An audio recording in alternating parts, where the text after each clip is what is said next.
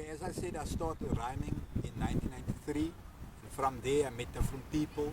And through meeting these people, I started different crews with different creative energies, you know.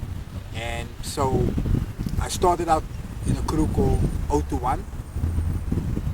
From there, I got with another crew called Parliament.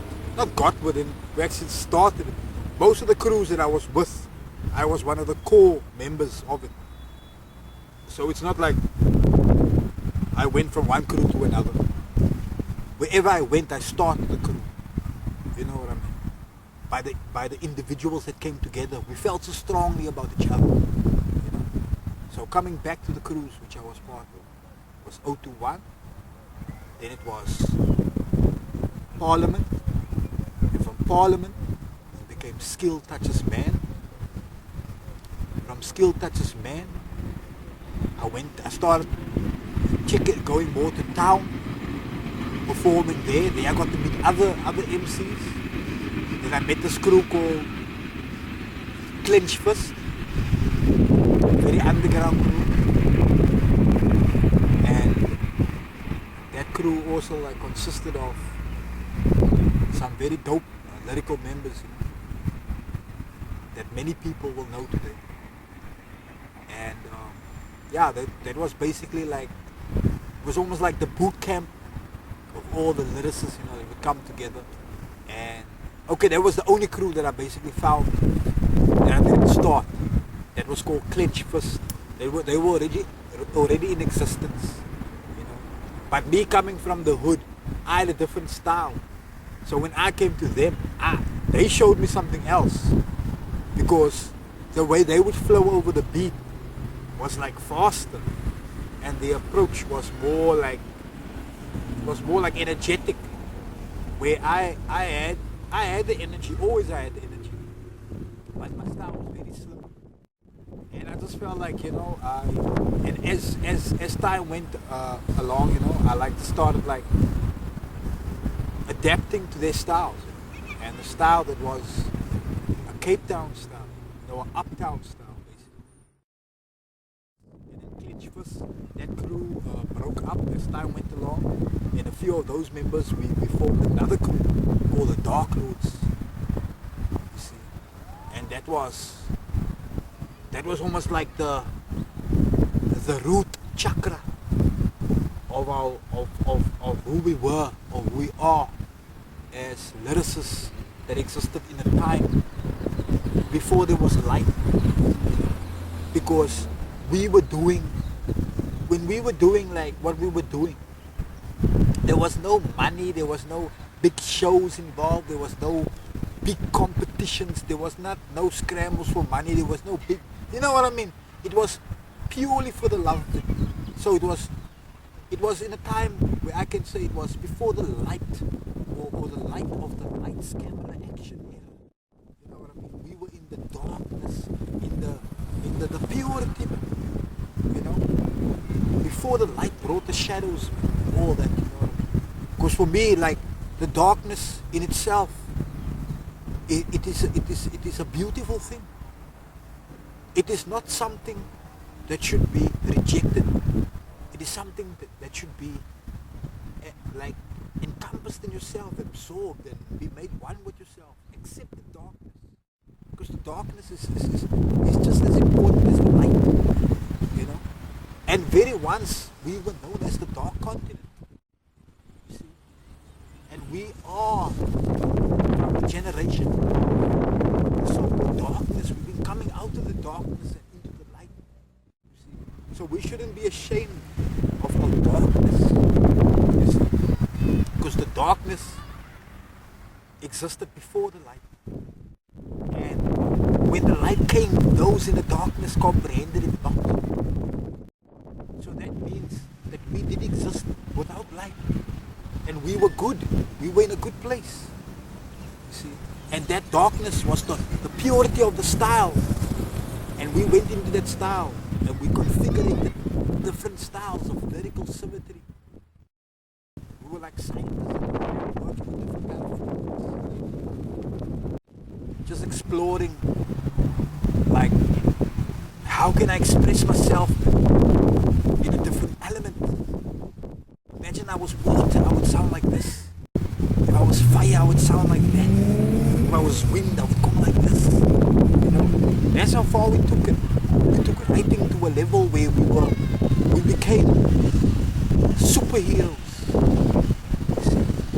That for me, as a kid, when I was growing up, I always felt like I had a special power, like all kids do. Like, okay, I wasn't a Superman fan.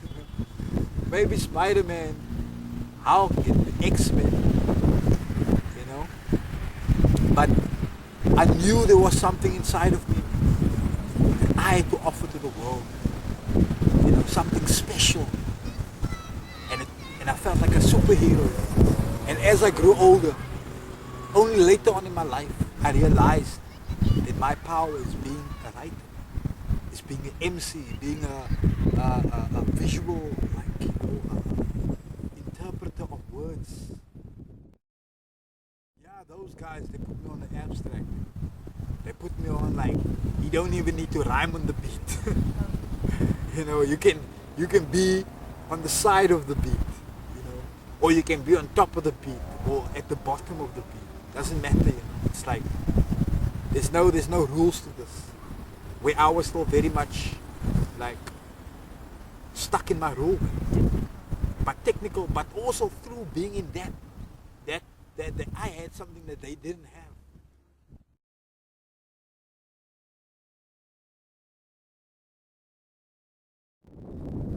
After the Dark Lords, we became a little bit lighter. We went into the shadow because the light of the Most High was shining now on us.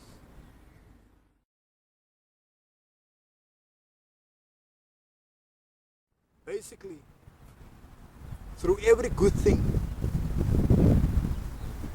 comes a bad thing. Through every bad thing comes a good thing, vice versa. So something bad had to happen for something good to happen. And one of our members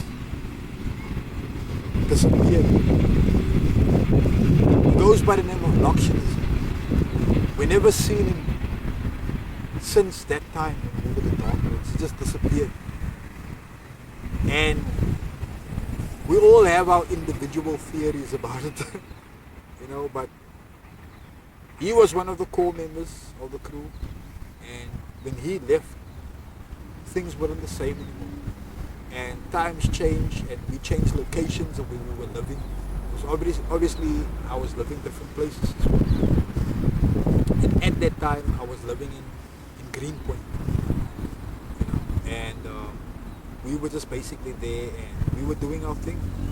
We were like, we're representing for the underground. We were the grimy cats. Like, you wouldn't even want to rhyme with some of my crew members because they would actually get to a point where they would get physical and slap the shit out of you. I mean, that's how hardcore they were, man. Like, that's hip hop, you know what I mean? Hip hop is not just about the conscious side, and you know, it's hip hop is life. It's the real nitty gritties of life. It's the hardcore side of, like, you know, like me. Like, I can only speak for myself. Like, me coming from Mitchell's Plain, you know, I'm from the hood, so I could have easily have been a killer or a gangster or a drug dealer, like all my friends turned out. But I saw something different in myself. And my mother always told me, you must look at your friends as a reflection of what you don't want to turn out to be. Look at their lives and let their lives reveal to you through their own mistakes of what you're supposed to do and what you're not supposed to do. So yeah, from the Dark Lords, we got into the League of Shadows.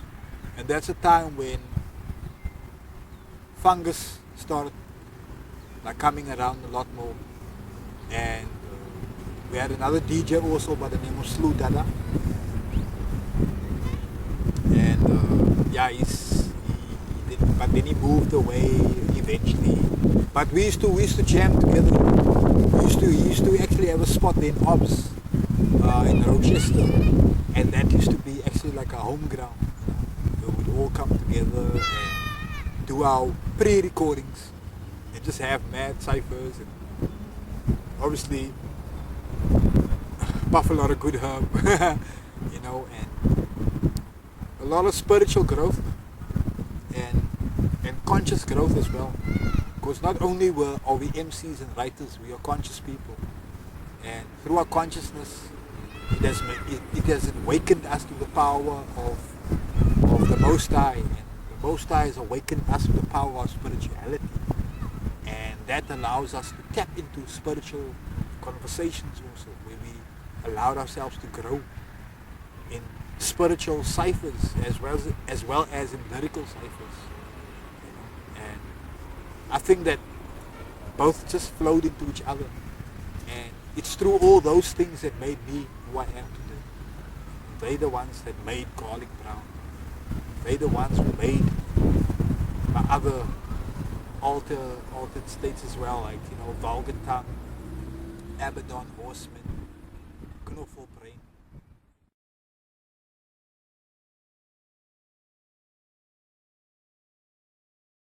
You see, the thing is, I was part of two gurus at the same time at one point, because I forgot to tell you, from the Skill Touches Man, no, wait, from Parliament, Skill Touches Man, Dark. But also in that same period, I was rhyming at different park jam events, and that is where Mr. Fat was as a judge, and he gave me a topic to freestyle about, was how to heal, how could ganja heal the world, and I can go freestyle about it, and I executed it. Okay, you know, I'm not saying I was dope, but maybe some people would say I was dope, and I executed that well, that he took down my number, and a week after that he called me, and he said, yo, pack your bags, we're going to Bloemfontein, and that was my very first Brasse van die Kaap gig. So it intertwines, man, you see.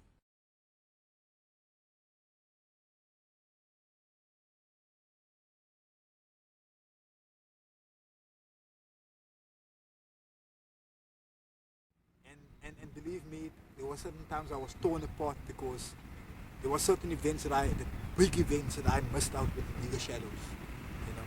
And then there were certain events that I just had to do with Brasse van die Kaap. Because Brasse van die Kaap was more like, it wasn't like the same as League of Shadows. It was more like,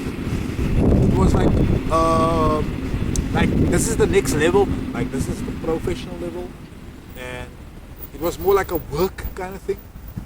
Like, okay, this is my work now, you know, I'm going out to work with these people.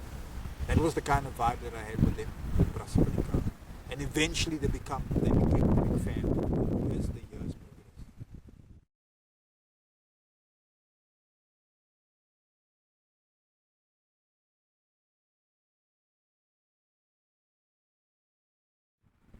And the thing is also, when I was recruited, I was actually recruited in a time that I was still with Parliament also. I don't know how. You see, now, because the thing is, like, I got away from Parliament. The thing is, Skill Touches Man and Parliament, I was in the same era. Because Skill Touches Man was inside of Parliament. But Skill Touches Man consisted of 2 members. And Parliament consisted of 4 members. Parliament, okay. Parliament consisted of Bionic Biscuit and